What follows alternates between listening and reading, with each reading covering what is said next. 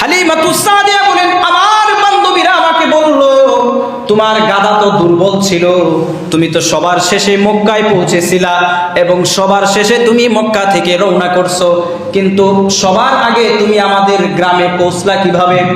হালিমাতুস সাদিয়া বলেন, তোমরা যেই শিশুটাকে এতিম বলে, তোমরা যেই শিশুটাকে দুর্বল বলে গ্রহণ করো নাই, এতিম বলে গ্রহণ করো নাই, যে শিশুটাকে তোমরা মনে করছিলা পারিশ্রমিক আমরা কম পাবো, বিনিময় কম পাবো, এজন্য যেই শিশুটাকে তোমরা মক্কায় রেখে চলে আসছিলা, আমি ওই শিশুটাকে গ্রহণ করেছি।